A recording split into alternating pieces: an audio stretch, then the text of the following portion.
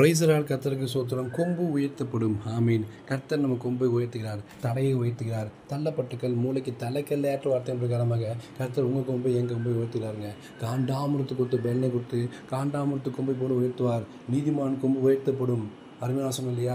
வெக்கப்பட்ட தேச கர்த்தனை கீர்த்தியும் புகழ்ச்சியுமாக்கிற தேவன். எங்கெல்லாம் வெக்கப்பட்டோமோ, எங்கெல்லாம் அவமானப்படுத்தப்பட்டோமோ, எங்கெல்லாம் ஒதுக்கப்பட்டோமோ, எங்கெல்லாம் தள்ளப்பட்டோமோ, அதே இடத்துல கர்த்தர் நம் தலையை உயர்த்தி அதையும் பார்த்து ஆச்சரியப்படும்படியாக உங்களை உயர்த்த போகிறார்.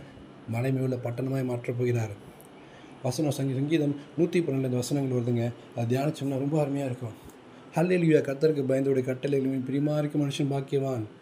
அதாவது கர்த்தருடைய கட்டளைகள் பிரியமாக இருந்தோம்னா நம்ம கொம்பு உயர்த்தப்படுமா, நம்ம சந்ததி பூமி பலத்து இருக்குமா, சந்ததி ஆசீர்வதிக்கப்பட்டிருக்குமா. அது மட்டும் இல்லாமல் ஆஸ்தியும் ஐஸ்வர்யம் வீட்டில் இருக்க முடியாத கொம்பை உயர்த்த போகிறார். இறங்கி கடன் கொடுத்த காலைக்கு நியாயமானபடி அவனுக்கு மனுஷன் பாக்கியவான்.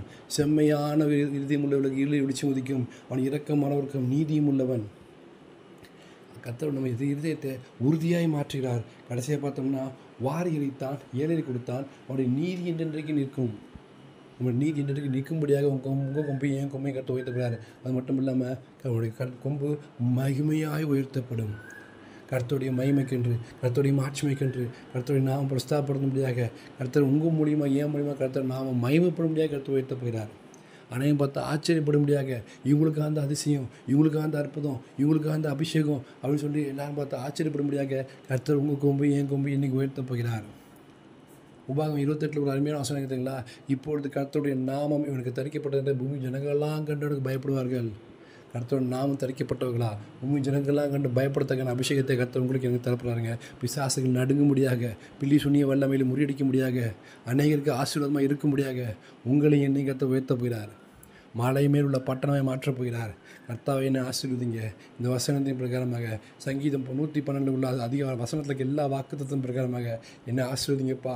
உன் நாம மகிமைக்கென்று ஜீவித்தை மாற்றி தாங்க ஏசப்பா. என் மூலியமாக உன் நாம மகிமை பண்ணு ஏசப்பா. என்னை எடுத்து பயன்படுத்துங்க ஏசப்பான்னு கர்த்தர் நீ இன்னைக்கு ஒப்பு கொடுப்போம். கர்த்தர் நிச்சயமாய் உயர்த்துவார். அநேக கண்கள் ஆச்சரியமாய் பார்க்க, ஏளனமாய் பார்த்த கண்கள்லாம் ஆச்சரியமாய் பார்க்க முடியாத உங்கள் கொம்பு என் கொம்பையும் இன்றைக்கி உயர்த்தி மிகப்பெரிய ஆசீர்வாதத்தை கொடுத்து உங்களை ஆசீர்வதிக்கப் போகிறார். மேன்மையாக வைக்கப் போகிறார். பூமியில் சகல ஜாதியில் பார்க்க கர்த்தரை மேன்மையாக வைப்பேன்னு சொல்லியிருக்கா இல்லையா? அந்த வசனத்தின் பிரகாரமாக இன்றைக்கு உங்களை ஆசீர்வதித்து கொம்பை உயர்த்தி அனைவரும் பார்த்து ஆச்சரியப்படும்படியாக கர்த்தர் ஆசீர்வதிக்கப் போகிறார். விசுவாசமாக இருங்க, கைவிட மாட்டார். ஆமீன். God bless you.